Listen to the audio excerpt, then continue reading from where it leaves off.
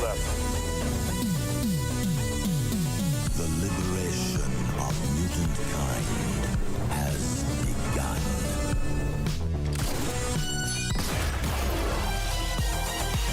Welcome to the future. Who's this clown?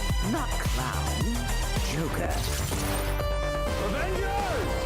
Assemble. Nobody tampers with the equipment except Tony Stark. Good idea. United, the Avengers are strong. Hawkeye, hands off. Fool! Have you forgotten my invincible magnetic power? Not this time, Magneto. My mutant brain senses danger. Something unseen is slowly spreading its poison, edging tempers. Think carefully before you do this. You filthy criminals. 5, 4, 3, 2, 1. There we go. Welcome to another episode of Two Fat Guys Pool List, episode 61. No. Yeah. Really? Yeah. We do this every time. Like we're just like no. Like weeks ago. Nah, we just the 61, bro. Anyway, what's up, guys? It's Two Fat Guys Pool List with another comic book review for the week of September 29th, even though we're already in October. And yeah, it was a decent week. I think we both were. We didn't really know what to expect this week. And I will say this right off the bat. I feel like DC and our independents took the cake this week. Sure. Which not to say that Marvel wasn't good. It just didn't. It was lacking. There were two really good titles this week for Marvel, and then everything else was kind of subpar or meh. So, I mean, that's my. Yeah, that's my the way. Yeah, that's the way I look at it. Anyway, we're gonna hit some. First, we're gonna hit some announcements and just take care of some business before we start the show. First, we got to talk about our Milestone Giveaway. So, if you're watching this live and you're not already subscribed, hit that subscribe button, hit that bell. If you're watching this as a past episode or it's already recorded, make sure to hit that subscribe button, hit that bell, because we are trying to get to 1,000. You heard me correctly, 1,000 subscribers. And when we hit 1,000 subscribers, we're giving away the CBCS graded 9.8 Amazing Spider-Man number 4 first appearance of Silk. So, begrudgingly, Nate does not want me to give it away. But we're going to give it away because this is what we committed to when we started this channel, and I'm not going to go back on that. So, yes, we would like to give away this slab once we get to that, to that point, essentially, when we hit 1,000 subscribers. Once we hit that, we are, we'll set some new milestones and we'll set some new incentives. Now, that being said, we have discussed about doing some incentives between 500 and 1,000, just because we feel like that's a really long way to go without having an incentive for y'all.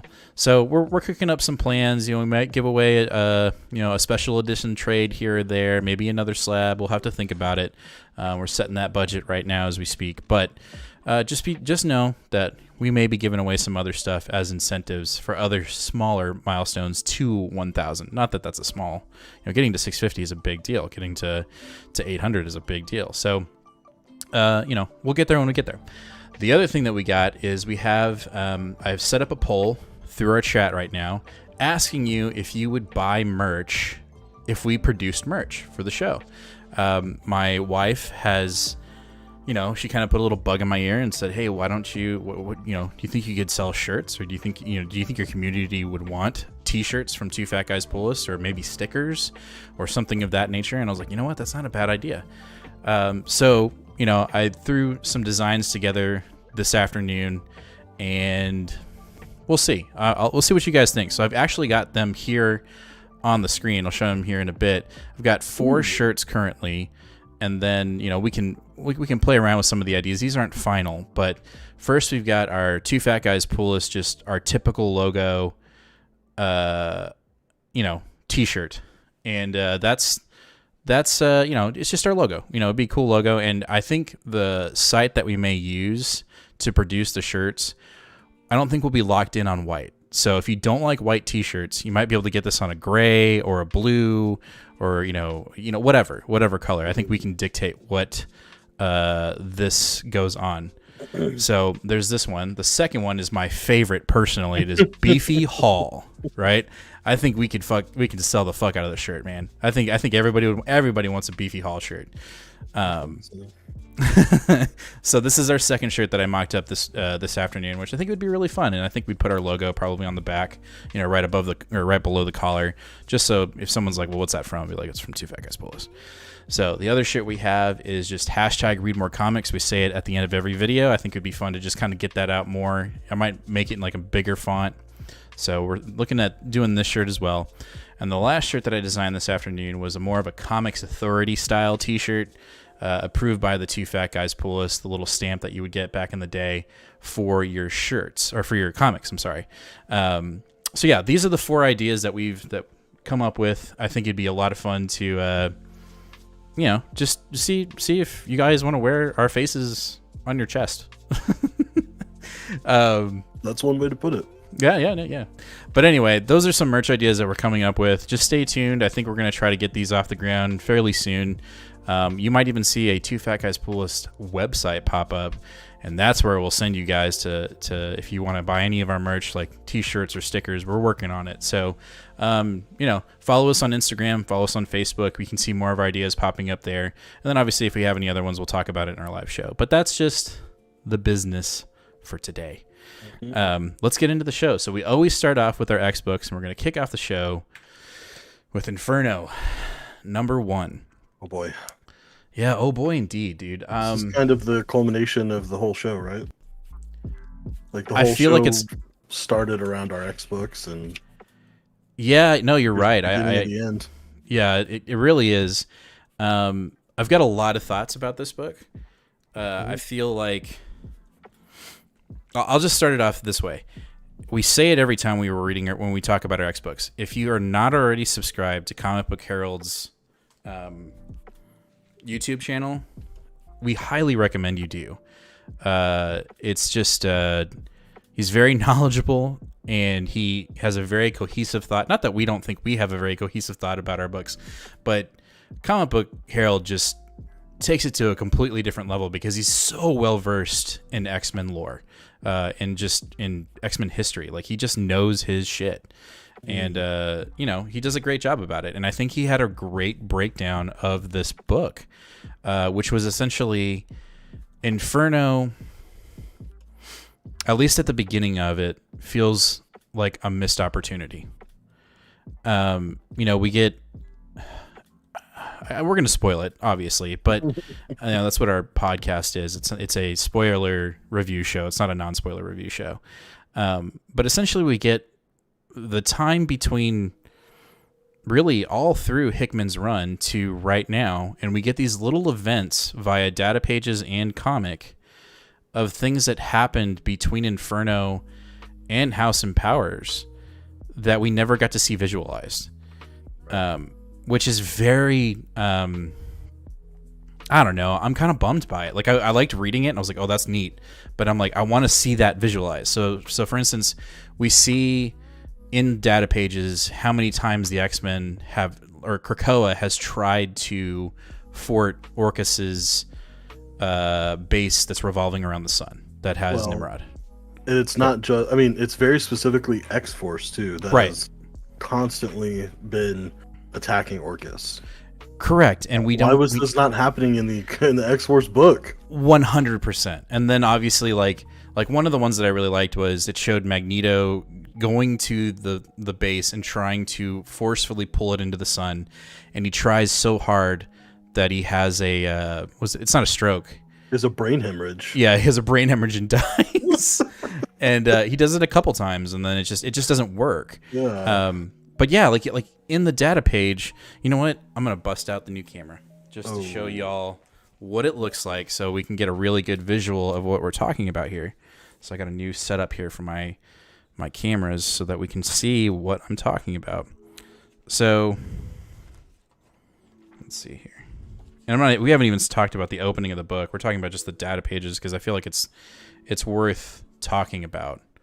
Anyway, it's kind of hard to, it's a little hard to see. But anyway, through this here, we have all these events of X-Men or X-Force trying to take on the Orcus base, and just failure after failure after failure. And, you know, this page to me identifies missed opportunity.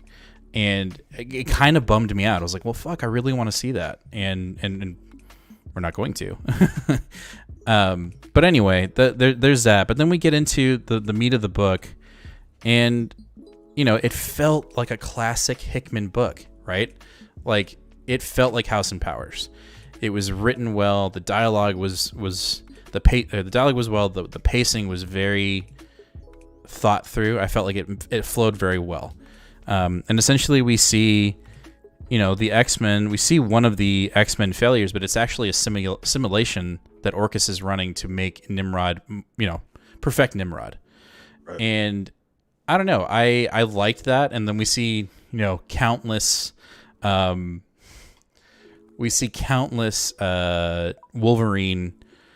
exoskeletons floating in tubes on the Orcus base. So, you know, Orcus is figuring out that something's up with the X-Men. And what they realize, or at least one of them realized, I think it's the Omega Sentinel, she basically says someone is remembering, essentially alluding to Moira, that there is a mutant that has an ability to correct mistakes and just keep on pushing forward. And so, you know, we get that as a baseline level for the intro of this book, and it felt really good. But, you know, my overall feeling for the book currently is it's just a missed opportunity. I feel like this could have been Hickman's X-Men run, or X-Force's X-Force run. You know, it just didn't. It felt like like he pitched it, and whoever was writing X-Force was like, "Now I want to go this direction." So yeah, it does feel that way, which I think is really unfortunate because the cohesiveness could have been there, but whatever. Well, I mean, it felt like that's where we were supposed to go next after House and Powers. Not that I didn't enjoy the run. I thought it was good, but I think we had this discussion with either Brandon or Eric. We said after issue 5 or 6 of Hickman's X-Men, it just kind of like exploded and went in a bunch of different directions that didn't feel cohesive at all. Right.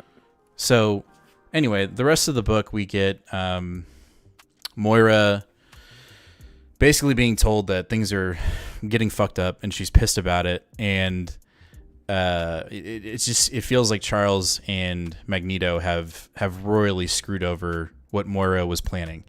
And that's another disconnect that I get, because I felt like Moira hid herself, right? I never thought it was Charles and Magneto's plan to ever keep her hidden. You know what I mean? Right. But in Inferno, it makes you believe, or Hickman makes you believe, that they actively put Moira in hiding so that they could just enact whatever they wanted to do on Krakoa. So, you know, that's another disconnect I felt like in the book. I'm not trying to trash the book. I thought Inferno was really good. I'm excited to see where this is going to end, and if it's really going to end. Is Krakoa going to end via this book currently?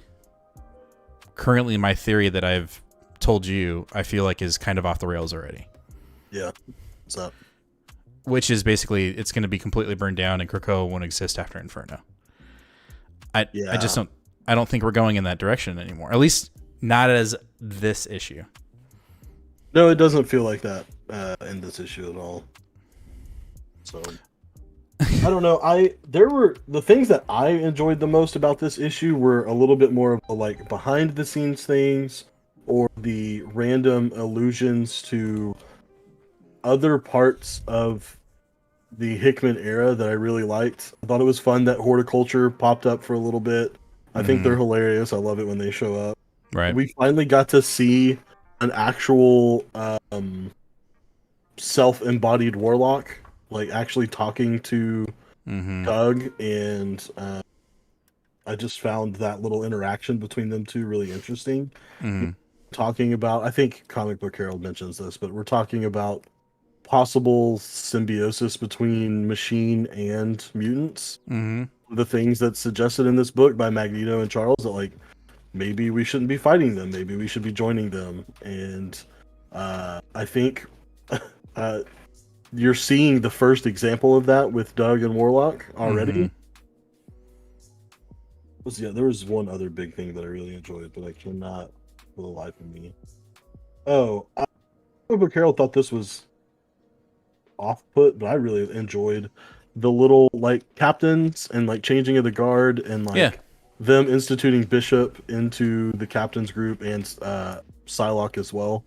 I don't know. I felt like those positions were well deserved, and I like the group of Psylocke, Bishop, Magic, and Cyclops as sort of like the military guard. Mm-hmm. Yeah, the overall plot was a little shaky for me. It was shaky, but I think it only makes sense with Cyclops being part of the X-Men team. Like, he can't split his duties of being on the X-Men team. That totally makes sense. I mean, like the overall plot of the book. Oh, I see. I would say that the fan service extras were more fulfilling to me than the actual plot of the book was. Okay. So let's get to the end, because I just want to get to that part. So if anybody's read Inferno or you haven't and you don't want it to get spoiled, wait for us to get to the next book. Spoilers in 3, 2, 1. How is Destiny already? Is it Destiny? And if it is, how did she get resurrected already? 110% Destiny, and Moira convinced Emma to do it while Xavier and Magneto were down for whatever reason. So the beginning of the book, we get a basic carbon copy of the beginning of House and Powers, but instead of it being Xavier resurrecting 2 mutants, it's Xavier and Magneto being resurrected by Emma, and she does the whole, what do you say? Rise, my mutants, or come to me, my X-Men. To me, my X-Men. And so, but at the end of the book, we're talking about changing the guard, and it's been suggested to Xavier and Magneto that maybe instead of trying to kill off Mystique, we just switch up the council, and we it's a season of change, and so we do a whole like retirement party, but it seems to exclude Xavier and Magneto, which is the whole fucking point of like changing leadership. And I get a sense that we are about to lose Charles and Magneto to the council, and they're going to be the lowest of the low on Krakoa. So to that end, yes. Who said that? Was it Calvin? Calvin, yeah, I think you're right. I don't think we're not ending here. And also, you don't think it's her. I had that thought too, right before we came on, and I was like, what if Destiny is actually Moira in disguise? Ew. I hate that. I'm not saying it's a good idea. I'm just saying, what if that's the case? Because I don't know.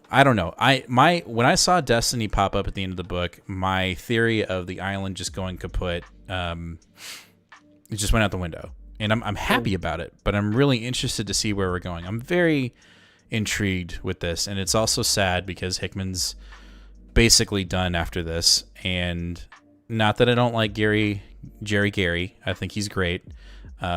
But I believe, and I think you're the same on this, the next region of the X office should be Al Ewing. Absolutely, there's no and we're gonna get into that next. So if we didn't break down Inferno good enough for you, let us know. But we got to get into the next book, and that is Sword by Al Ewing. This was a better book.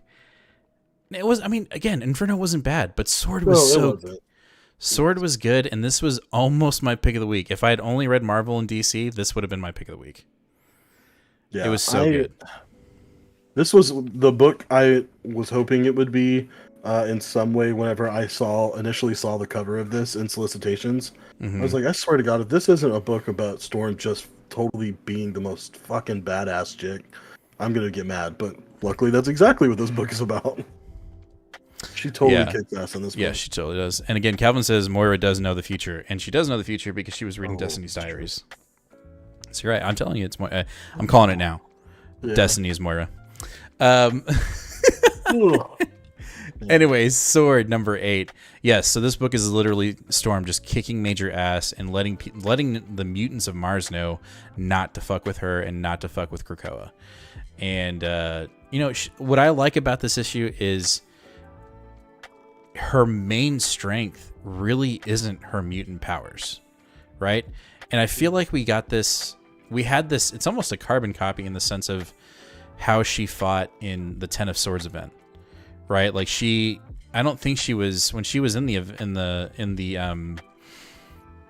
her sword fight, she didn't use her abilities. She used her sword. She used her assassin abilities, her tricks of the trade, rather than her abilities as a mutant. And obviously, they were in this book, they were taken away from her forcefully, but that wasn't a disadvantage for her, and we see that in this book. Yeah. The Arakan mutants just see Krakoans as a weaker, they're just weak. And this entire book projects strength on Storm's part, and this is another feather in the cap of Krakoa's not going anywhere argument, outside of it all just being a dream, which I really hope we don't do. But overall, this book was fantastic. I thought we got more voice. Obviously, we got more voices from the Arakan mutants, which I like. I hope we continue to get that. I hope what you said in our comic book haul video is true, which is this becomes more of a Arakan book than just straight up X-Men book, which I think we will get, just because there's so many new characters there that we can just really explore. Yeah. I will say that a good example of how this era of X books can be good if you're reading them all, and hard or not as good if you're not, is, what is his name? Tarn the Uncaring or something like that? Or or Unforgiving or whatever. Unforgiving, I think. If you have not read Zeb Wells' Hellions, I don't know that the impact is quite as strong, because you don't see Tarn as powerful as he is in this book, unless you have read those books. You know what I'm saying? Like, you really see Tarn in a different light from those Hellions books, and be like, fuck, man, this guy is no one to mess around with. Like, he's throwing Mr. Sinister around like it's no big deal. Like, in that fight, he eventually leaves to go do other things. It's not because they beat him in any fashion. So no, one of his experiments went like out of control. Right. And so to see Storm weather his impact, and also in those books you see how much he hates Krakoans.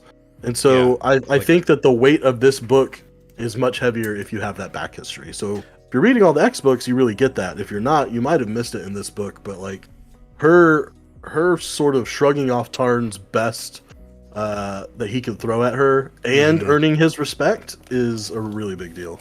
Yeah, and like I forget what basically she said, all you got to do is nudge this knife into your chest and you're dead. So figure it out, right? Calvin says, I hope Storm gets her due in MCU. I'm sure she will, dude. I think I wouldn't be surprised if she pops up in the next Black Panther movie, to be honest. I don't know if they're gonna go that hard, but well, I will give Feige and the Marvel office, the movie side, this. They have been doing a really good job of keeping some secrets in wraps, and not so much in other things. And whether it's alluded to or not, I feel like she's gonna pop up. Whether if it's like at the end of the movie, you see a storm brewing at the the horizon of Wakanda, and you're like, oh, there's a storm, or you know what I mean, or she actually pops up as an assassin, but that's it. Like she doesn't divulge that she's a mutant, but she drops her name or something, like is her real name. Gotcha. I think Storm will most definitely make and will have a great position set up in the MCU. But overall, Sword has been fantastic, and it's been kind of rumored that it might not make the cut after December. We'll have to wait and see in mid-October when solicitations come out for 2022. Cross your fingers, but a lot of X lines are being cut, so hopefully Sword is not one of them that makes its end in December. But this book was fantastic. Let's check out the comments really quick. Shiz, maybe I'll jump back on Sword. In Love with Torn or whoever he is. No, Eric, we highly recommend you read Sword. It's been fantastic. It was great in the Hellfire Gala. It was actually one of the best books that had a Hellfire Gala tie-in, and it just didn't deviate from its. I felt like its core purpose. If anything, when it got introduced, which was in King in Black, that felt more of a misstep than the Hellfire Gala events that it was associated with. So, yeah, I would definitely jump onto that. And then, I think I caught up with everything else. So, that's Sword number 8. This was almost this was going to be my pick of the week if I hadn't read Independence. So that kind of gives you an insight to what my pick of the week might be. All right. After that, we've got Wolverine, issue number 16. This book also was very good. We get more insight. I say very good in the sense that it felt like its own book again, rather than. Yeah, I agree. Connect. Well, you gave me that, but it was not that good. It was just okay. You don't get that much credit for your book finally feeling like your own book again. That doesn't. Man, wow, you did your basic job. I'm so proud of you.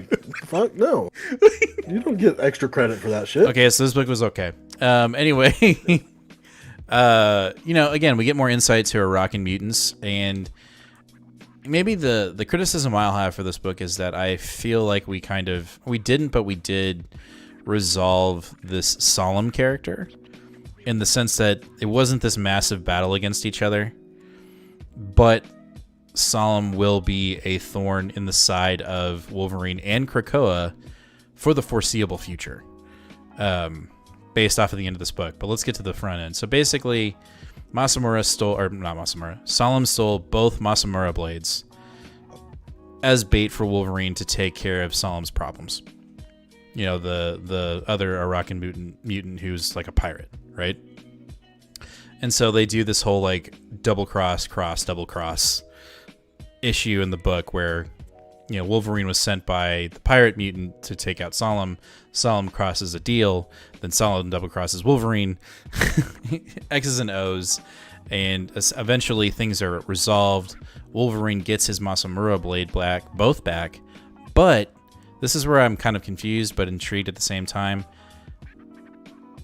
Solemn has also stolen some eggs from Egg in the resurrection from the 5, right?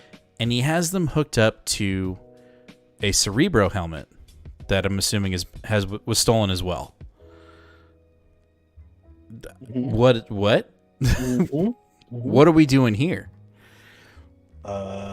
Trying to see if we can do resurrection protocol for Arakans, apparently. Without maybe he's got his own mutants that can do the same thing. I guess. That's insane. That's insane to me. But that's also assuming that Cerebro has backups. I guess he has backups of it has backups of the Arakan mutants since they've been introduced to the island. Yeah. Right? It could be. Which is a lot. You'd have to assume, right? Yeah, so that's kind of where we're at right now with Solemn. The biggest thing is so when Wolverine essentially got the Masamura blade back, he had to go to Hell during the Ten of Swords event, and Masamura was there, and he ended up creating 2. But in order to, I can't remember exactly how it worked, but in order to get the blade out of Hell, he had to do a sacrifice or kill somebody in Hell, right? And it was something like that because they crashed a wedding. They crashed a wedding and they killed the bride to be's fiance, and so now that Hell bride is going to come after Wolverine. That's the next big arc in Wolverine. Which again, I liked that. I wish we had expanded more on the Masamura lore and going down to Hell to take on the Hand, and that's where we're headed. So I liked it. Again, I'm liking the direction of the book because we're not hopefully going to be plagued with continuous events that we just never move the plot of Wolverine, and it just feels like a constant tie-in. The other thing I will say is I wish Percy would take Wolverine out of X-Force and just keep him in Wolverine. It never happened, but yeah, I know what you mean. You know what I mean? I just feel like he's all over the place. He's in our, he pops up in X-Men. He pops up in X-Force. He's got his own book. Wolverine is he's just a selling tool, though. Like, people buy books because Wolverine's in them, so there's no way. Right. There's no way. Quiku says, "Hey guys, the name Moira actually means destiny, so I could see Moira getting put in Destiny's body as a twist, or as a resurrection gear that Solemn stole was used to bring Destiny back."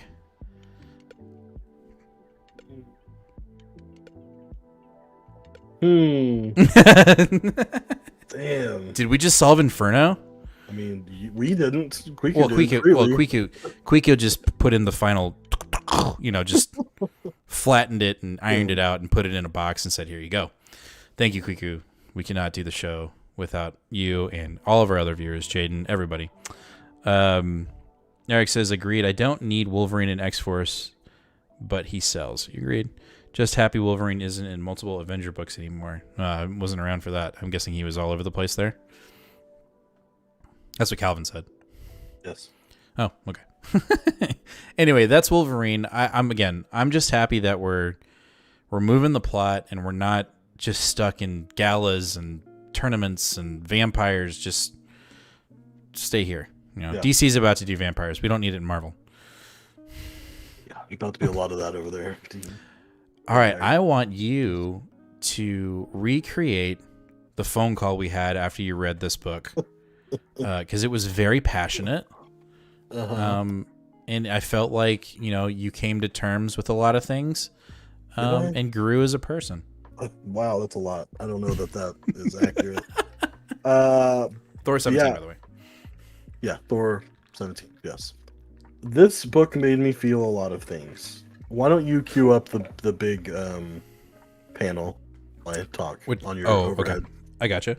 So there were a lot of things about this book that were badass. The fighting scenes were cool. Art in this book is nice. Obviously, it's not Nick Klein, but I think Bandini does a pretty good job. No doubt. But you want the big panel or the one that I shared on Instagram, which is essentially the same one? The big one. Just go ahead. Okay. So people see it. So, the things that I loved, yes. So Freya showing up, and and fuck, what is her name? Angelica, right? Yep. Angela? Yeah. And what is her name? Angela. Angela. Yes. Them showing up, I liked a lot, but of course, then we had to do Freya on a cat, mounted with machine guns, shooting arrows, and it's just like, I don't know, like, what are we doing here? Like, yes, this is cool, but like, this feels like Jason Aaron's Thor, not Donny Cates' Thor, and I just read that. Like, come on, like, let's do the Donny Cates Thor. And then we start going, and Angela is basically and Freya are like, "Hey, so we've been watching you this whole time, and you've been kind of a shitty king, and like we noticed that Mjolnir is kind of giving you shit, and like you kind of need to quit fucking up, or we're taking it from you." And I was just like, "Oh." No, she definitely did like a power play. Like I very much liked that. I very much was like, I am intrigued by Angela coming back and just saying, like, listen, you need to nut the fuck up, or I'm taking your shit. I don't give a damn. But, like, you need to be better. And, so that was really good. But then, of course, Thor left Mjolnir behind in Avengers Mansion or Castle or Celestial base. And then they call and they're like, no, Mjolnir's gone. Somebody took it. And I about ripped the book in half. Because I'm a dummy and I forgot about the solicitations where the entire next arc is projected. Of course, you keep saying it might be a red herring, it might be different. But they are trying to make it seem as if Thor and Mjolnir are breaking up again in some kind of capacity, and I'm fucking done with that storyline. If that is the way we go, like, I seriously will probably drop Donny Cates' Thor, because I will be that upset. It's not, though. I'm telling you right now, it's not. I know it's probably going to be something else that no one expected, and Black Winter is back, and then it's the beginning of the Thanos arc, and it'll be the greatest thing ever because so Donny Cates does. Exactly, and he's doing it to torture your soul. I'm telling you right now, like he's like Nathan thinks he knows where this is going, and I'm about to just reverse butthole him, and just it's going to be amazing. We'll put that on a t-shirt. Anyway, it's kind of sitting right in front of our face. So we're reading Eternals right now, right? Thanos has been resurrected. It's basically saying he's an Eternal, essentially. Right, that his copy is being saved in the machine. Right. Where we got to figure out, where we need to figure out where we're coming from this book to, at some point, the epic conclusion or the epic part of a new event that we're going to get this massive Thor event again with Donny Cates, is how the fuck is Thanos going to wield Mjolnir infused with Infinity Stones, right? I think this book is obviously this connected part to what you were talking about with Black Cat and the death of Doctor Strange.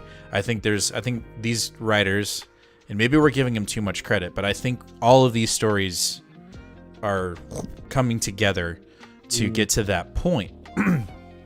And so I don't think, I'm going to go out on a limb and say I don't think it's Mjolnir acting a fool on Thor. I think there's just something bigger at work, and you're right. I think Donnie is going to pull out something that none of us saw coming. When that dropped, I remember when Ron showed us that, and it was like, this is coming, which was Thanos and a bunch of Marvel zombies with him in a black gauntlet on one hand and Mjolnir with the stones in the other. Like, he was just like, get ready, it's about to happen. And I just don't, I guess for me, and I understand why you're saying that. You just read Jason Aaron's run. You're fresh off it. You fucking loved it. You were like, this is one of the best Thor runs ever. And then go to Donnie, and like, it just, I think he's doing it on purpose. He's bait and switching everyone that read Aaron's run and go, that's a cool concept, I'll just continue. And I feel like with Donnie, he's always playing catch up with Aaron, right? So let's take Jason Aaron's Thor run with what's his name? What's the name of the God Killer or the God Butcher? Gore. Okay. So in Gore, he had the mysterious black sword, which ends up being the Necro sword, which Donnie created a new character out of in a la King in Black, Null, right? Yeah.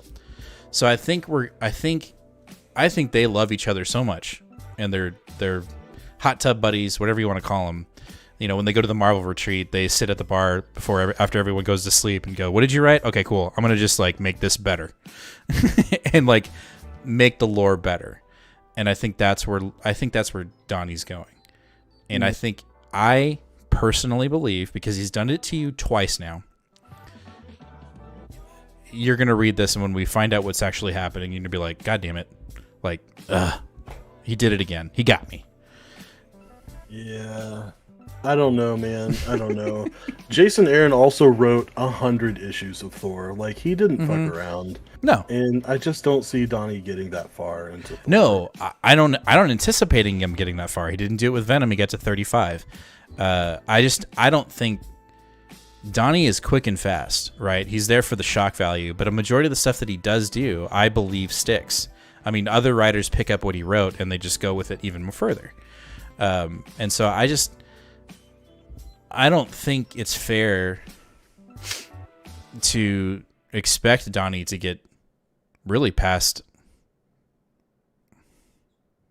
probably, 30. I don't know if he could get to 50. I don't know. Maybe he can. I don't know. Venom, he fucking loved Venom, right?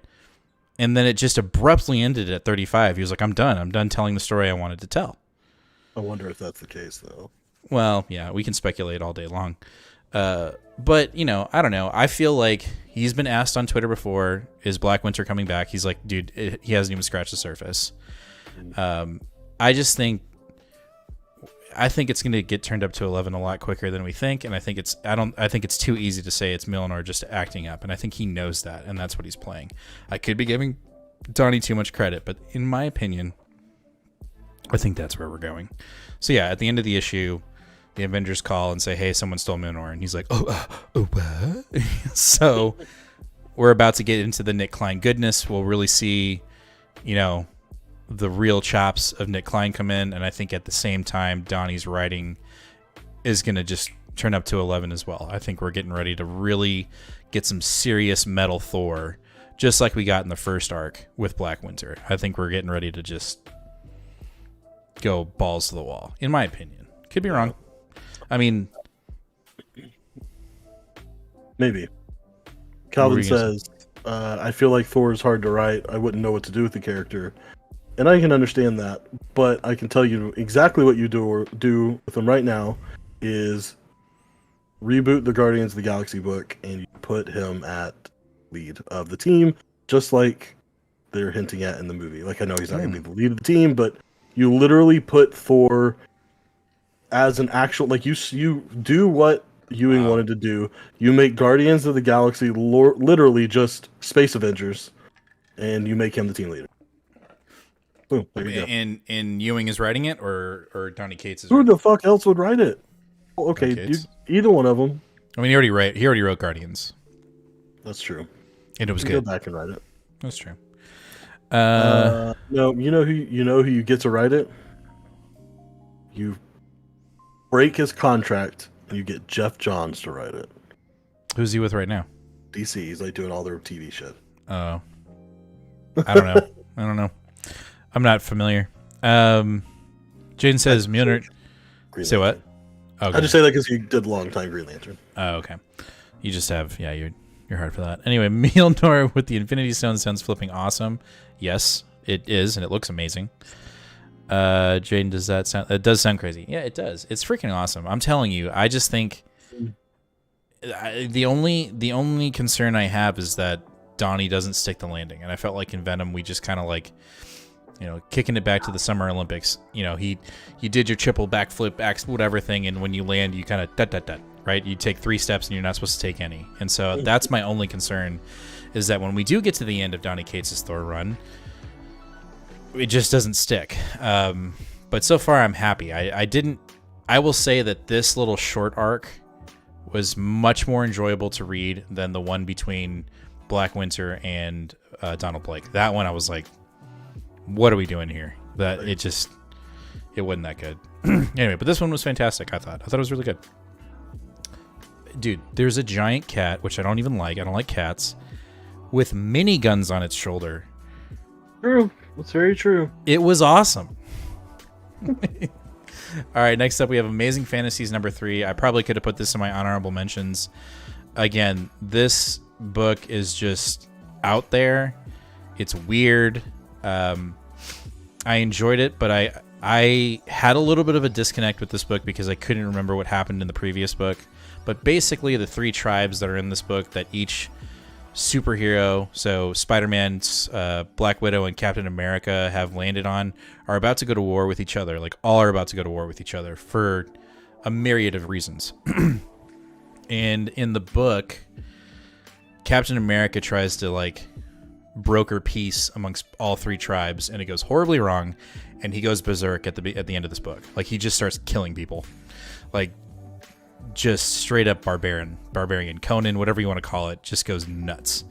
And so we're going towards the path of war, like full out war at the end of this book. It's really trippy. I think this book would read a hell of a lot easier in a collected edition. So I probably will end up picking this up as a collected if it ends properly by the end of getting individual issues, because it is a fun read, and it's just out there. Like, I enjoyed it a lot. So, Yeah, I've already decided I'm going to pick it up collected edition just because I love the covers of it. Yeah, they look freaking. They look like covers from Heavy Metal.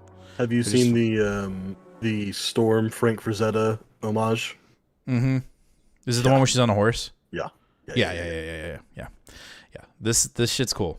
It's awesome. So should have put this in my honorable mentions, but I figured I'd throw it on there just because I love the cover so much. Oh.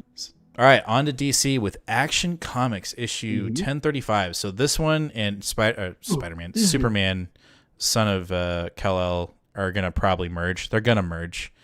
But dude, this book was fantastic. Was it? I thought it was great. Okay, tell me about it. Here's the reason why. Why, you didn't read it? No, I read it. I just didn't think it was fantastic. So I want to know. Well, here's the reason why. Mainly why I liked it so much, because we didn't have to deal with that fucking Atlantis Sea Rock bullshit. Like, we're trying to be a Justice League book. No. Yeah. No. This is Superman. Well, you know what I mean. It's yes, I know what you mean. But we did have to deal with it a little bit because like the Justice League showed up and was like, "Hey, man, you're kicked out of the Justice League because of that Atlantis shit." And he's like, "I don't give a fuck. I'm about to leave." That's why I liked it. I think that's why I liked it, because it was like, I felt like Superman had the same attitude that the readers did, which was, that was all bullshit.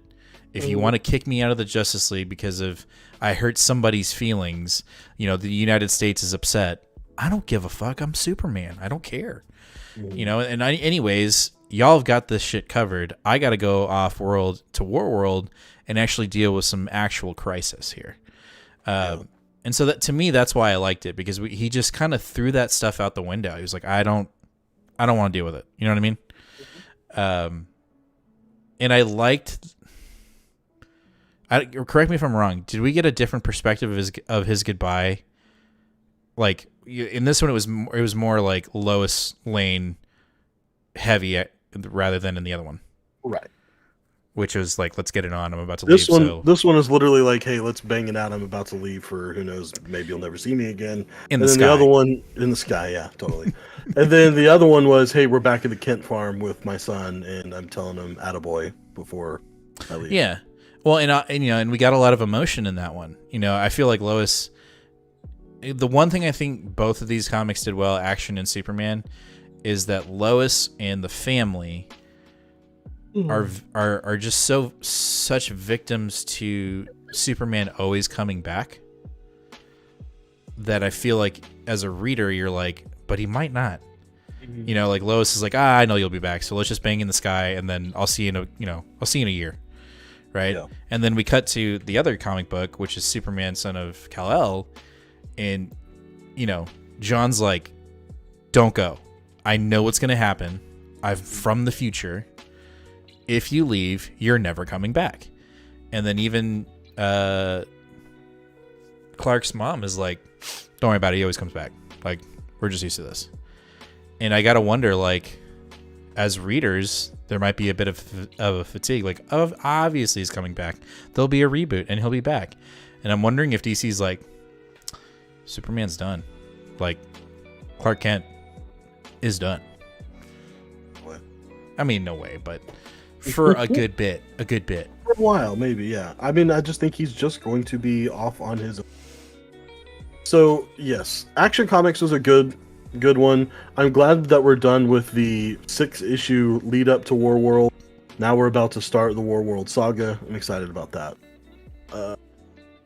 Superman, son of Kal-El, I really enjoyed the first half of the book. But, you know, Action Comics, again... No, I thought you were going to change it back again. No, I'm done. I was drinking water, damn it. I was just making you jump back and forth. There, okay. Yep, okay. Well, that was written by Philip Kennedy Johnson, so I just wanted to mention that. Okay, so now let's go back to the Superman. Okay. I don't know. Okay. Anyway, this book I felt really disconnected. Like, it felt like two different stories that they just said, "Oh, put them together. It's fine. Don't worry about it." Yeah, I can see that. So the second half of the book is pretty much what we've already talked about. That's them going to the Kent family farm and saying their goodbyes right before some bad guy uses. So that's what the bad guy is, right? Is like, we're finding these super powered beings that don't know how to control their powers. It even seems like maybe they are being controlled. Mm-hmm. And there's this girl that has like gravity powers, and she's able to, like, she smashed Clark into the ground like no problem. And she gets tossed out of an airplane over the Kent farm, and then her powers activated and blows up next to the farm, blows up the farm. I don't know. We'll see. Obviously, I don't think anyone's dead, but No. The first half of this book is what I think is way more intriguing to me, and the reason why I'm reading this book. I think Tom Taylor sat down. I think he really sat down and said, "What is the true original identity of Superman?" And that was you fight for the poor, the weak, the very much messianic figurehead that was Superman. That he fought for the downtrodden and the people who couldn't defend themselves. And it seems like that's where he's going with this book, as like almost a revival and a modernization of that story, where literally in this we see Jonathan getting arrested whenever he sees protesters being mistreated, and he intervenes, and the cop's like, "Son, what are you doing? Like, you can't be intervening, that's illegal." He's like, and then John's like, "Fine, like, why don't you arrest me then?" And literally the cop's like, "You're Superman, I can't do that." And he's like, "Yeah, absolutely you can. Do like, it. I'm not gonna fucking kill you if you try to arrest me, if that's fine, whatever." And I right now, all of the freaking Comicsgate weeb boys out there are just fucking rolling in their graves, just going crazy, and then just literally probably screaming 20 SJWs while they cross themselves and just freaking out over all of this stuff. But I really like it. I really enjoy it. So to that point, I was watching Robbie do a show with a bunch of other channels that are kind of like they're kind of together. They they review books together, like a monthly review. And I cannot remember the channel that picked this specific book. I believe, I don't know if they picked it as their pick of the month or if it was just kind of, hey, I want to talk about this one too. God, I wish I remember the channel that was talking. But he basically said that he likes the way Taylor is doing, like you said, is coming back to the roots of Superman, fighting for the weak, fighting for the unjust, people that have, been wrongfully accused of things, or, you know what I mean? That kind of thing. Right. And the way, today's politics are being kind of, daily, not even politics, daily events, right? Because you want, that's how comics are written. You see a parallel in most, not all, but in some. Mm-hmm. And there's a parallel right now, in this book with obviously these immigrants or refugees who were fleeing their country, their home country, because of the lack of, protection. It's just too dangerous to be in their country. And there's a parallel there with what's currently going on in the world today. And the way Taylor wrote it, it's just so fluid and not necessarily in your face, but you're like, oh, I can make that connection, right? And I think a lot of other comic book writers, for whatever reason, sometimes it's just not as fluid. And he is on point with it, but it still feels like it's the comic book rather than like, here it is. This is the issue, you know what I mean? And it doesn't feel out of character for Superman or John to do that, right? And it just feels very, like you said, he took his time to really think about the voice of John and who Superman really represents. You could go off and beat the shit out of the Dark Lord of death metal or whatever. That's fine. But Mongol, right, exactly. But John now is learning the aspects and the rules and the good fight that Superman really does represent. And I think that's great. Yep. Patty says, I don't mind the idea of John fighting the good fight the way he sees fit, and maybe if him getting arrested gets his word out, he's not against it. I'm grabbing it when it's collected. I would agree. But no, I thought it was really good too. If I had to pick between the two, this one I felt like was better. Yep, I agree. So, all right, next up we have Detective Comics 1043 Fear State tie-in. My biggest fear of this book was it just wouldn't feel as connected to Tinian's Batman, and Tamaki proved me wrong. Yes, big time, I would say. Felt really good. Read really well. Yes, and we're also back to our regular artist again, Dan Mora. Oh, love it. Thank goodness. So the art, the whole atmosphere of this book, and we talked about this a little earlier in the week too, but one thing that I think that the Fierce State tie-ins are doing a great job of are really solidifying the what's the magistrate takeover. Yeah. Like you're getting that in the Batman book for sure, but like in Catwoman and in Nightwing and now in Detective, like we're seeing the atmosphere, we're seeing Gotham in the behind the scenes just as our action is going on, and we're seeing how much the magistrate has taken over. Because whenever I read Fear State Alpha, I still was like, in my head, it was like, okay, we're in the very early stages. We don't have drones in the air, boots in the ground, and stuff like that. And then now I'm like, oh no, that's exactly where we're at. So, and then this story did exactly what I was hoping it would do, which is a story that is much more Batman second and some kind of mystery or detective or periphery story, first. It really seems like this is going to be a 3-part Nakano story, or the mayor. I think that's his name, Nakano. Yeah.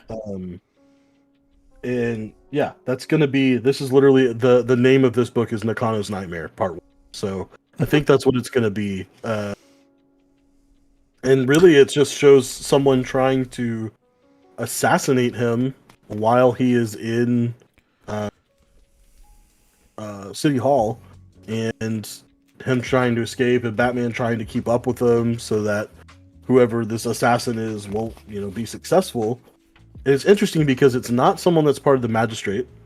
It's not. I don't think it's someone that's part of the Unsanity Project. Correct. So who the fuck is it? I think it's just I think it's going to be our next villain after the magistrate is gone and Fear State is over. I think we're setting up the next big baddie, right? The one thing though, the one criticism I have of the book is Vile's not gone. Oh, yeah. Like at the very end, it was like, oh, and so the mayor, escapes being assassinated by this mystery villain who's taking, the opportunity to go after him while the magistrate is still kind of taking control of the city. And somehow he escapes in the sewers, and once he lands in the sewers, he comes upon a hive eggs of a bunch of bugs that look like Vile from the previous arc. And I'm like, I'm done. Oh, well, you saw what the name of the next chapter is, right? Yes, the Vile spawn, and the cover is Batman going, ah, and there's a bunch of Vile bugs around his head. I'm like, no. Yeah. I'm done. I don't care for that, but no, like, I want to get back to like who murdered Sarah, and why was Clayface Jr.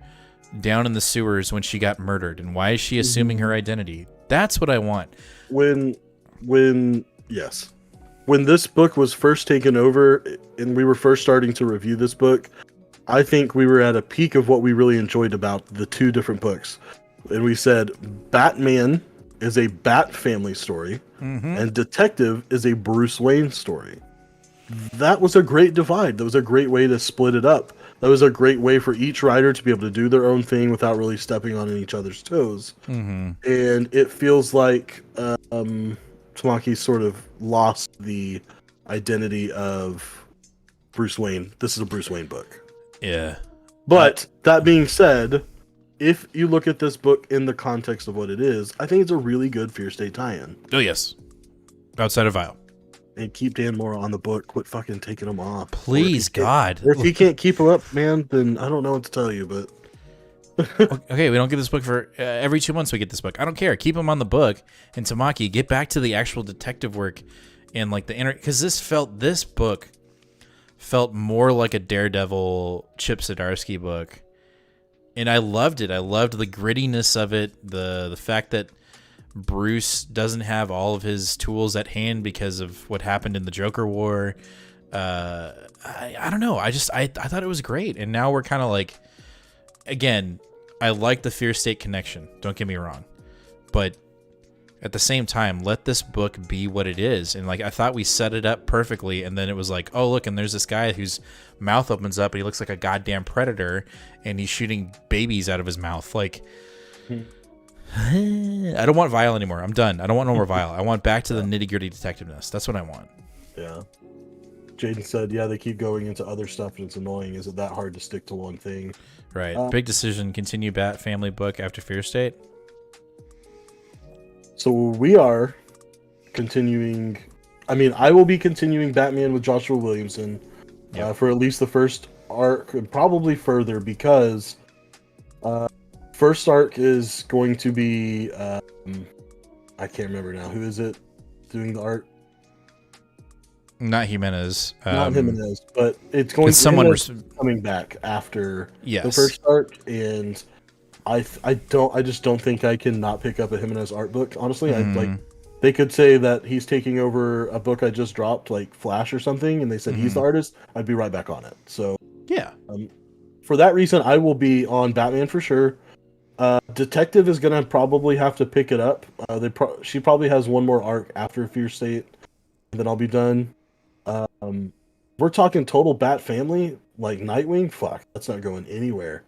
And this new Batgirls book. Said. Yes, Melina. Thank you. Sorry, Melina. This new Batgirls book that's starting in December. I'm totally about it. I want to know more about Stephanie and Cassandra. So I'm. Yeah. Can you help me? Bat family. Yes, I'm still personally in. Differentiate for me because I don't know those two characters. Stephanie Brown is spoiler. She's in the purple suit of the two Batgirls. Gotcha. She was a Robin for a little bit. Okay. And then Cassandra Cain is in the more Batman, Batwoman. With like no fit, with no mouth.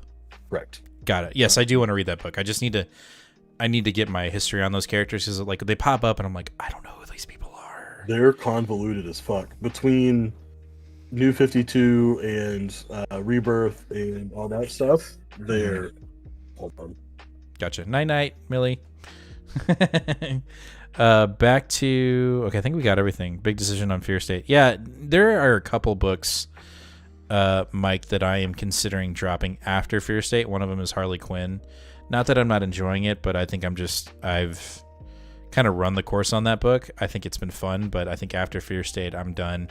Detective, I'll keep going for a little bit, but if Vile keeps on showing up, I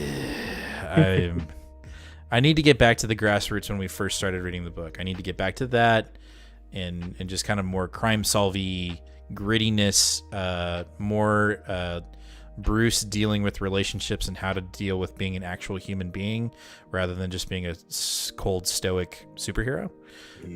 I liked that aspect of the book, and then now it's just been like bugs, aliens, whatever. Yep. Anyway, next up we have Robin. Another Bat family book. Issue number 6. It's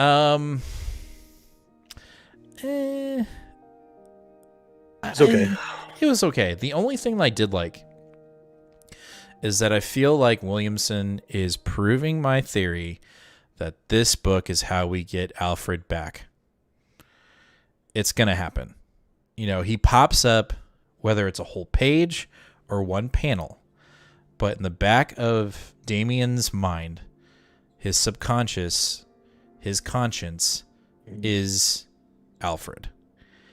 And I think this entire, Lazarus tournament, which is basically just rounds of fighting in this book, he's going to be resurrected. Like, Robin, you won and you get one wish. What will it be? And he'll be like, bring Alfred back. And Alfred will be back. That's where I think we're going. I'm not saying it's a bad thing. No, I just think that's where we're going in the book. Yeah. Yeah. I feel torn on this book because I think it is written really well. Mm-hmm. I'm entertained the entire time. Mm-hmm. I think that Williamson can show how good he is at character writing in this book. I feel like I understand a lot of these characters, and all of these peripheral characters are new to me. I don't know any of them outside of this book at all. Yep. And so I feel like their identities are pretty fleshed out for as many of them as there are, and we're only being 6 issues in. Mm-hmm. The problem is I don't care. Yeah. Like I'm just not like I just don't really know these. I'm sure if I was a big DC guy and I had more attachments Well, you're a to big these guy. characters, or no, well, but I'm not a DC guy. That's so I'm true. a big guy and I'm a DC person, big DC guy. This doesn't work that way. Sorry. So I think I could get more value out of this if I knew DC continuity much better. Mm-hmm. That being said, it's so easy to read, and the art in it is really good too. And I don't know, for some reason I keep saying this, but DC seems to be really putting the chips behind Joshua Williamson right now, and everything I've read of his so far I've enjoyed. So I'm gonna stick with it too, just because they seem to sort of feel invested in him and what he's telling. Mm-hmm. And I don't know. I think if he's gonna hold on to the Robin book, it's gonna be really cool to see him writing a Batman and a Robin book simultaneously, and the kind of cool things you can do with that. Yeah, no doubt. And as Mike says, I feel Nate on this one. I totally agree. I don't know enough about the characters, but I'll continue to pick it up. And I don't really quite care for any of the characters. I don't know them. But the Damian progression, I think, is cool. I don't think he'll be the next Batman. I will say that. I know we kind of hypothesized that, like, I think last issue, like maybe that's where we're headed. I don't know. Mm-hmm. But I definitely do think this is where Alfred's coming back. This is the issue. This is the book where he's going to get resurrected. Quico says I like the issue, but I feel like Williamson made a lot of fighter who were existing characters who were supposed to be give Bruce a hard time weaker just so Damian can get some easy big wins. I mean, he was definitely like, what's a good character to compare Damian to in this book, of just like not giving a fuck and just like, I finally, there's no disposition, right? Or is that the right word to use? Not disposition. I know what you're trying to say. There's no talking. Like a character might come and be like, I know your weakest, dead. Like, Damian got no time. Like, he's just moving, right? Yeah. But yeah, you're right. And Jaden says, Quico, I agree. Felt very nerfed. Yeah, he was definitely OP in this issue. So we'll have to wait and see. But I think after this arc, I might be done. We'll see. We'll see. If there's a deep enough hook after the arc is over, maybe I'm back on. I did like how is it Flatline? Whoever the girl is that takes the heart out of your I think that's Flatline. Yeah, I love how she found Damian's manga and she was like, "Here, I found this," and like you could see him be like, I can't. I hate the fact that you know that I read this book." So, I thought that was cool. Yeah. So I think that wraps up our DCs. We're going to jump into our independents, and we're going to start off with Crossover issue number 8. Donnie, bravo, my dude, bravo. Back on his own book. Yeah, and it just felt good, and it felt like, again, and I'm not saying, obviously pun intended, Zdarsky had an issue, right? Like, he had one issue, and I think he's going to get some more. But the way this issue was written and how, like, he's actually inserted himself into the book as this writer that's locked up in a cell, I thought was great. And I really love that he just throws Chip in the dumpster with the general or the head guy that's like talking about people dying, and he's like that. What does he call him? He calls him like Zip. I don't remember. He calls him some weird. He calls Chip some completely different name, like Zip Zadusky or something like that. Like, just throws him away like he's nothing. But essentially we get a explanation as to why the book didn't end in issue 6 or 7, and he kind of makes it feel like it was supposed to end that way, but we had to keep the story going because things didn't go right, like they didn't go as planned. So the writer of the book it was taken out of his hands essentially, and things went a different. The Prophet didn't get it right. Right. Is this book, and I loved that we got some more of God Country's Sword's voice in this book. I thought that was really cool. I can't remember how it ended though. I'm like drawing a blank. It ends so they are captured by those two detectives. Oh yeah, that are from the Brian Michael Bendis book, but I don't remember what the book is. And they get taken in, and the pastor's son is like they're like, you're gonna help us again. And he's like, no, I'm not gonna help you guys again. And he's like, all right, well, good luck with those handcuffs. He's like, okay, fine, I'll help you. And they need him to like question somebody, and it turns out it's his dad that's all locked. So right. No, I liked that drop, but I just felt like we got back to like Donnie's voice, and I really, really enjoyed the writer explaining like how it was supposed to end, how the crossover book was supposed to end, and how it's gone completely off the rails. I thought that was great. I think it's like a rebirth of crossover, like, and shit's about to get even crazier. I think it's a funny way for Donnie to be able to have his cake and eat it too, and say, well, this is the way. He's like, man, I kind of thought about ending it this way, but I didn't. And so we're going to go on this way. But he could always go, I probably should have just ended it the way I did the first time, and say, hey, look, I already did it. Like, I put it in the book. It's right there. It's not like I'm making it up. So this way he can kind of do both. Yeah, no, I like it. I feel like this book is a lot deeper than some of his other current runs that we're reading, a la Thor. But yeah, I feel like he's just able to really explore the idea. And I think the other thing that I like about it, and maybe it's because we're comic book nerds, but I just love the meta of it. Like the comic book culture, the collecting culture, the review culture, the community culture around comics. I think it's just great. And I think he's able to really explore every avenue of that culture, positive and negative, which I think is great. I think we need more of that in our hobby, in our collection, and in the industry. Yeah. So it's crossover. You should be reading it. It's really fun. I think the collected's already out of the first. Yeah, it is. Yeah. So highly recommend. It is Two Fat Guys approved. All right. Next up, we have Department of Truth, issue 13. This is my pick of the week. Damn. That's a good one. It is a good one. I just my jaw was on the floor. I didn't even think about the hook in this book. I was like, no. I mean, I know that we've been setting up for a long time. Is the Department of the Truth the bad guys and Black Hat the good guys, or is it a little gray or what? And in this book, it's like, no, everyone fucking sucks. Everyone's a bad guy. Everyone's a bad guy. Yep. So we get an answer to why Hawk betrayed the department and was on the side of Black Hat.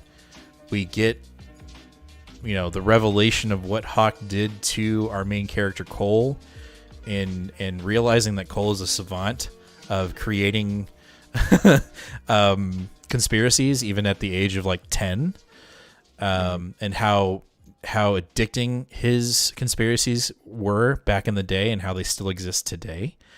And then we get the big hook again. This is a spoiler review show. We are going to spoiler the end of this book. So if you are trying to read this and you don't want to know, put the mute button on or skip to the next part of the video once you're watching it as an old episode. Big hook, the big reveal. The Department of Truth may be, the person that's in charge of it may actually be the materialized fake version of Lee Harvey Oswald, and not the actual person that we met at the beginning of the book, which was supposed to be Lee Harvey Oswald. Tulpa.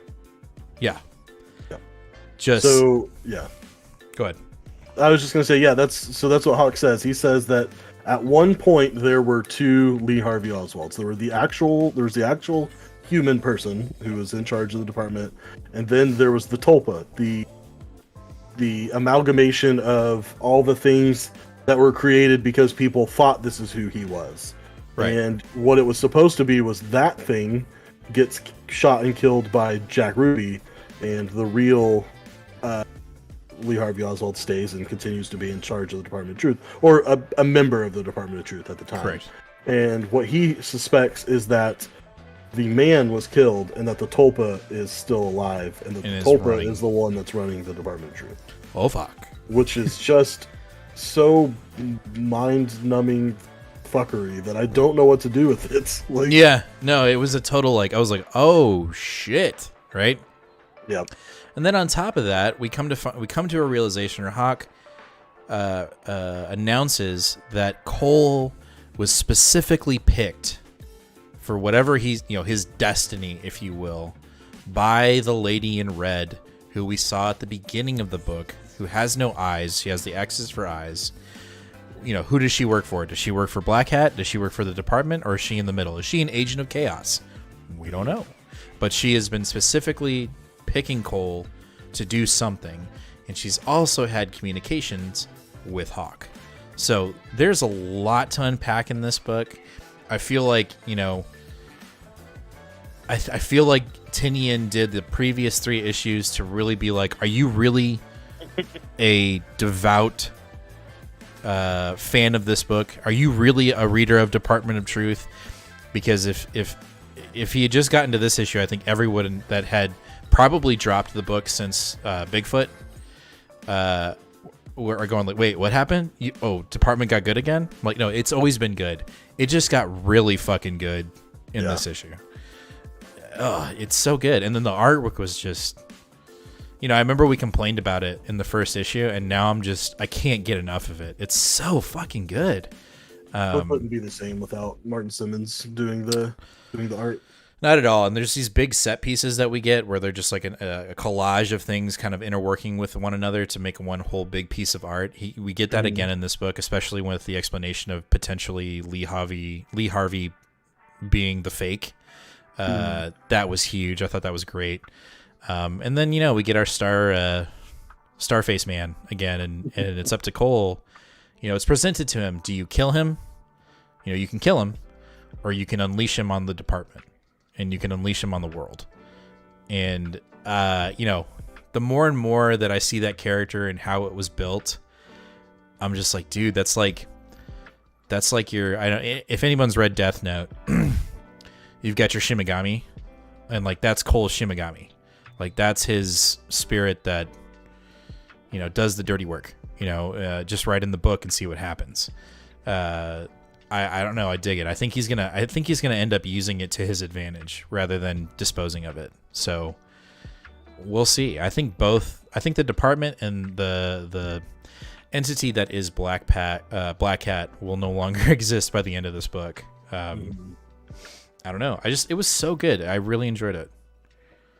Yep. It was very close to being my pick of the week too. Well, at least both our books are Tinian books. That's true. Yeah, hit the button, hit the thing, do the number on it. I mean, I don't think that anyone could possibly be surprised by this. At least half of these issues have been my pick of the week. Yeah.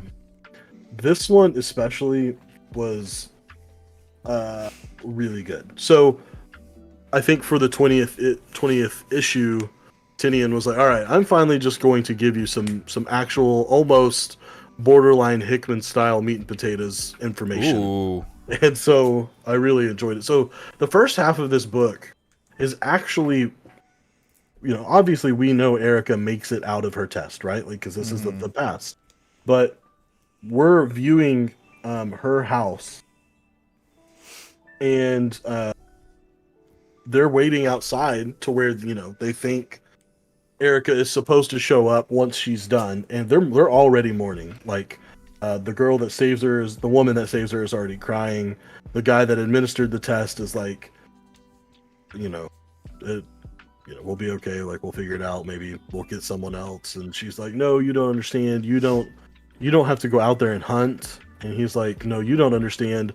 I'm the one that has to go in there and clean up the bodies of these little kids every time they don't make it to tests. And then Aaron, of course, shows up and is like, hey, maybe she's gonna make it. And they're all like, you dumb kid, you stupid idiot kid, you don't know shit. What the fuck? Shut up. and they're all like just crying and mourning, and then Erica walks up and is like, "So what do I have to do next?" And they're all like, "What the fuck? You made it!" And it was, I don't know. I just think it's good writing that like an outcome that I knew 100% was going to happen, and like he still literally. I mean, we've spent 8 pages of a 21-page comic mourning a death that we knew wasn't going to happen. And when she showed up, I was like, "Oh yeah, fuck yes!" Like, you were surprised. I was still like, "Yeah, this is thank God." That's good. And so it had a lot of heart. And then the rest of this book basically takes place with the same guy. I don't remember his name, but the guy that administered the test. He is giving Erica her House of Slaughter dragon tattoo, and she is asking him questions about the Order of St. George, and she's like, "I don't really know what I'm getting into. Like, what is all this shit?" And he's like, "Well, basically, you're part of the Order of St. George. We hunt monsters. This house is the House of Slaughter. You're a member of the House of Slaughter. Each house has different. I don't remember what they're called. I don't know if they're even called anything, but each one has different mask colors, and your mask color essentially signifies what you do." Right. We learned that scarlet masks are the ones that keep track of everyone. So they're like semi-maids. Like they're literally the ones that like keep the house up and like clean and shit. But they're also like the accountants and the like make sure they like keep records of everything. Okay. Historians, if you will. Yep, that's definitely part of it. Then there are the black masks, of course, which is what Erica is. They are solo hunters. They hunt and fight alone. They're specifically trained to be able to take out monsters on their own. There's the white masks, who is that horrible bitch woman that we've seen that came to essentially kill Erica and then was stopped last minute. The white masks are pack hunters. They're trained only to fight in a pack, so they surround and kill their prey, and they're usually sent out when there's multiple monsters. And then there is the azure mask, which is fucking blue mask. And it says in ancient times they were the blacksmith, but now they handle all of the monster hunting weapons and handle all the tests of skill to make sure the hunters of the order are safe. So this guy that's actually telling her, he is a blue mask. And then there are silver masks, which are specialists. They were trained to hunt kinds of monsters that had more established rules, like vampires and werewolves. This group is fading because kids aren't scared of like specific monsters anymore, like vampires and werewolves. It's more of these disambiguous monsters that you just don't really understand. But this very much hints back at the Tinian idea of like you create what you think of. Like the monsters are what you think they are. So clearly, like people were creating vampires and werewolves at one point. Gotcha. And then finally, there's the emerald masks, and they hunt dragons. That's it. That's literally what it says. They're dangerous. They're the most dangerous hunters in the order. They hunt dragons. Okay. And she's like, "Shit, there's dragons," and he's like, "Yeah, if you in Asia." She's like, "I want to see a dragon." He's like, "Yeah, you and me both." And that was it. That's all we talked about that. I was like, okay. And then finally she has a conversation with the headmaster, who has a super scary skull. And he basically says like, he's like, "You don't really understand. Most of the time when we send kids in there, we send little monsters that we hunted and found that haven't had their first kill yet. They're not blooded. And so they're a little bit more tame." And he's like, "But you went in there and killed a monster that had tasted blood, and it had tasted your blood and your family's blood, and you still defeated it." He's like, "That don't fucking happen anymore. Like that's just, we don't even usually test kids like that. That's why everyone was sure you're going to be dead, because it just doesn't work." Right. And she was like, "Okay, so I'm alive. I'm special." He's like, "You're very special. I have great plans for you." Well, that was it. That's pretty much it. It was just really good. It was really awesome to get like a nuts and bolts, literally like a breakdown, almost like a checklist of like what the order is, what the divisions are, what the masks are, what they mean, how you earn them. It was pretty cool. And then yeah, just we're seeing. I think we've always known that Erica was special, but now we're really starting to see special she is. Nice. Throughout the order. You've got a litany of Yes. comments that you need to. Okay. Patty said, "That's how you know it's good writing." I 100% agree. Mike, tell me what part you're saying, but is that attributed to the writing or the art? Maybe your pick of the week, maybe? I don't know. Oh, or maybe, yeah, it could be both. Tinian pulled a Higgins and going Power Rangers. Yeah, kind of, yeah. Wonder if it's dragging in like a shapeshifter. It's literally dragons. So like he was like in parts of Asia there are still kids that are terrified of dragons because of the stories they're told, and so dragons manifest. Like actual real dragons manifest. But so that's the other thing is not each house has every color. So the House of Slaughter, which is in or outside of Chicago, I think, they don't have silver masks, or they only have 2. They have 2 silver masks in the whole house, and they have no emerald masks. So all of these, different ones are more or less the silver masks. He said are mainly in Middle and Eastern Europe, where vampires and werewolves are still more scary stories that kids are told and learn about. Interesting. Mm-hmm. But of course, like the art in this is fantastic. It's really good. I actually think though, this was one of the few times that that Deledra sort of toned it down, because usually he's very, very broad, scratchy, almost Simmons-like, to where it's borderline abstract. And I feel like he really, really, really toned it down a lot and like was very deliberate with lines. I would say this is the most like cohesive, natural, or uniform-looking art of the series. Whereas like when we're talking like monster battles and blood and guts and stuff, it's very abstract and very stylistic. Interesting. Alrighty, well that is our main polls. That's your pick of the week. Now we'll get into our honorable mentions really quick. So I think we have, I think 3. I have 4. You have 3, I believe.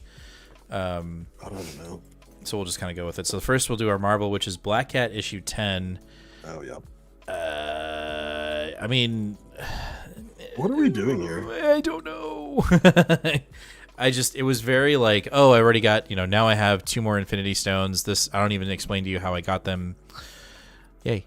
And Star is going to fuck up her plan somehow. And we don't know what she's doing with the stones. We don't know who her mystery buyer is. And this issue didn't really like tell you what the fuck we're doing that well. And then at the end it was like, and get ready for a supersized last issue annual. Yeah. You're like, what? And so I don't know. The best thing I can say about this book is that the PP cover is on fire. And it's the best part of this book. And that's very disappointing because I was really digging this Black Cat from McKay, and now it's just like, and we're done. We're like, we're trying to get it done so that I can move on. Yeah, the rug has been pulled out from under us, sort of. Kinda, yeah. And that might be just a publishing thing. After that, I have Adventure Man issue 5. This was fantastic. The reason why it's in my honorable mentions is because it would take me too long to explain to you what's going on in this book. You have to have read. The problem with this is it was on such a long break that so when you get into the book, you're like, wait, what? You had to literally read issue 4 to understand issue 5. And there was such a long break, and I get why there was a long break. The problem I have with this book, outside of it being, it was good, was the arc ends with issue 5. But we took a break at issue 4. What? Exactly. Ooh, the arc ends here in issue 5, but we waited 6 months to get here. Not good. I don't like that at all. Yeah, I enjoyed it, but after I got done reading it, I was like, wait a minute. So the arc's over. Like if they had just gotten this issue out and then be like, all right, we'll be back, because it's literally like the story never ends, to be continued. I'm like, that's how the arc ends. That's how you should have ended before break. So that was a big like, what the fuck? Yeah. It was good, and I'm still gonna read it, but I don't understand that. Like, I don't think it was thought out proper. I think they were like, this is a great idea. We'll leave the hook to the last book, and then we'll take 6 months off, and then we're gonna begin the break with the end of the arc. Huh? I don't know. All right. After that, we have Echolands issue 2. This book is beautiful. It is. This book is an eyegasm. It is so cool to look at. Like, come on, dude. It's like you open it and you're like, whoa. Like, This is the Sideways book, in case anyone doesn't remember. This is issue 2. It's so fluid. Like, it just moves so beautifully. It's really good. I don't know what the hell is going on in this book. I've completely forgot what happened. So halfway through the book, I'm like, I don't remember. Like, everything in the book is cool. Everything that's going on in the book is cool. The characters are cool. It's amazing. I can't tell you what happened. Yeah, its plot is very lacking, unfortunately. It's thick. It is thick, and the art is really cool. And like, you can definitely tell this is like someone's like absolute like love project. You know, all the extras that he puts in the back is just unreal. But I don't know if I can do another one. I mean, I'm gonna finish it. I think it's only a mini. I don't think it's gonna be. I think it's an arc, and that's it. So I think I'm gonna continue, but I don't think it'll make the show. I think it'll be continuous to make through honorable mentions. And then our last book in honorable mentions is no, it's not. This isn't our last book. No. You have another. Wait, hold on. You have another I have image 2 book. that you don't Okay, go. know. Yeah, go for it. Image book that I have is Undiscovered Country 16. This is a really good book. I only didn't include it because it's just very convoluted. If you're not reading along with this, it's just hard to keep up. But the nutshell is, we're in the arc where we're still, where they have to create something. They have to create an American classic, or something that's originally American, and they're trying to figure it out. We get a lot of backstory in this issue, like a flashback from what's his name, Aki, the guy that's obsessed with America before, that knew a lot about their culture and stuff. And he's the one that gets chosen by the machine to try to make a song. And it turns out that the main villain of this book, the guy that's been kind of pulling the strings, is a disambiguous anthropomorphized, humanized version of the blues. Literally, the blues music is the villain, in the way that they're like, not that he's evil, but it's like, these are just creations, but they're with no humans, they can't be observed. So they feel like their purpose is not being utilized, right? They're like, we're music and we're art and we're movies, but no one can watch us. So our purpose is mute. We need to force them to stay here forever and ever and ever so they can watch us forever. So literally a faceless man in like a pinstripe suit with a fedora, who's the humanized version of the blues, is the bad guy. And yeah, that's Undiscovered Country 16. Okay. All right, after that we got Berserker issue 5. I have a feeling you did not like this issue. I didn't. I actually had decided before the book was over that I was going to drop it until the last panel. And so you're going to continue to read it? I'll get 6. I actually liked it. I felt like it read too fast, and that's my only criticism, is it flew. This was the last book I had to read this week, and I was, in between nap times with my kids. So I was like, I'm just going to read it. I'm going to hunker down. I'm going to read it. And I started it, and then I was done. And I'm like, wait, what happened? But I liked that we got a little bit of connectivity for Berserk, in the sense that we see how tortured his soul is outside of living forever. We see how that can affect a person outside of a la love, and having a personal connection with somebody, and realizing that he'll never be able to know love. Or actually, that's not right.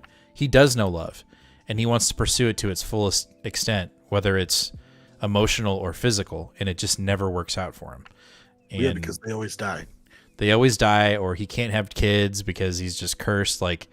It's heavy. So I did like that part of the book, because when I first opened the book and I was like kind of going through the pages, I was like, oh man, we're going back to the ancient times of him being a barbarian. I'm like, I thought we were done with this. But then when you actually read it and it's just him explaining how he can never connect with anybody ever because he's cursed with immortality, you kind of get a better reason for more of a reason of why he wants to die, because in his eyes, he sees death as the true enemy. And he just wants to like get it over with and experience it so he can be with his loved ones that he's had for centuries. I thought that was really cool. And then the hook at the end, it's like they found it and they're like, what'd they find? We'll have to read the next arc to find out. Yeah. So that's kind of cool. Yeah, so I'll pick up 6, I guess. Okay. Yeah. And then our last book is a book I picked up completely random. I was actually trying to kill time and went to Wild West over the few and didn't want to leave without buying anything, so I bought Human Remains #1. This was Robbie over at Pop Culture Philosopher's pick of the week. Yeah. And so I was like, yeah, Vault #1, Peter Milligan, I'll pick it up. So the basic premise is that an alien invasion happens, and the way that the aliens kill you is that they're summoned by human emotions. So when you feel love really strongly, or anger, or hate, or sadness, a interdimensional portal opens up, and a big, giant, disgusting monster will come and absolutely wreak havoc on you. Like, this is what happens at a wedding. Oh! Big, giant thing comes out and, like, kills you.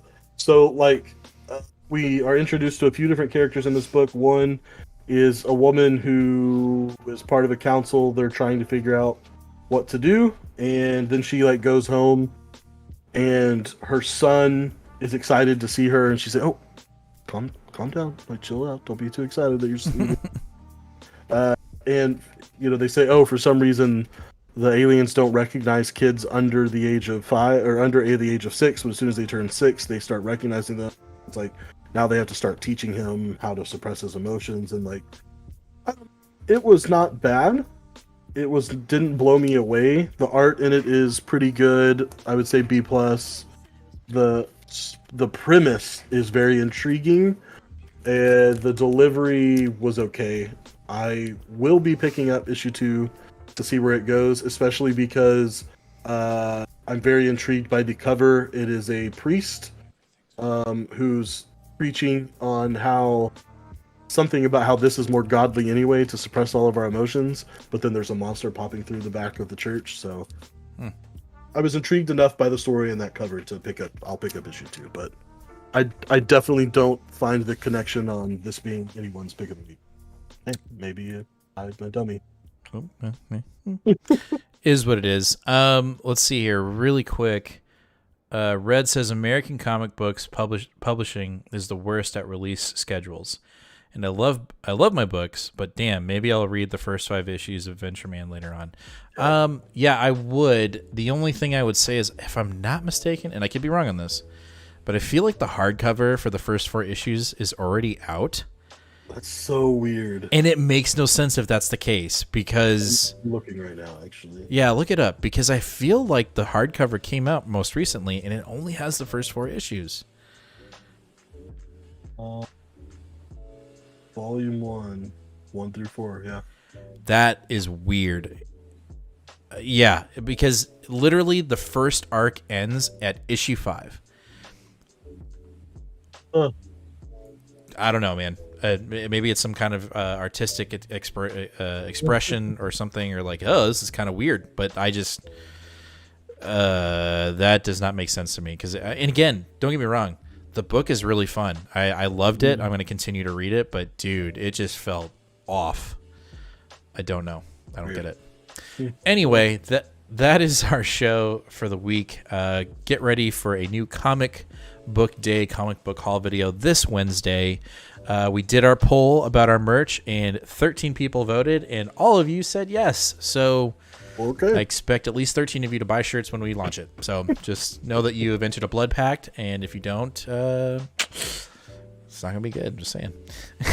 What are you gonna do? I don't know. I mean, how do blood pacts work? I don't know. I'm not a part of this. Anyway, I don't want anyone's blood.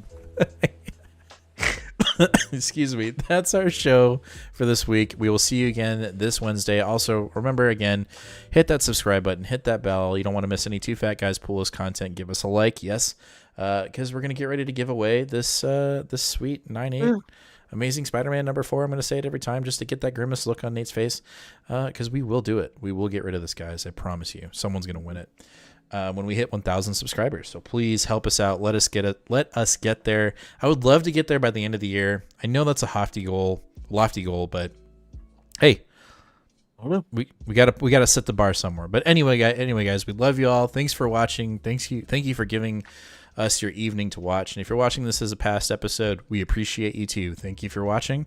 And we'll see you guys on Wednesday. Later. Oh wait. Read more comics. That's I always say that. Damn, man. Please. #read more comics. That's gonna be one of our shirts. Bye.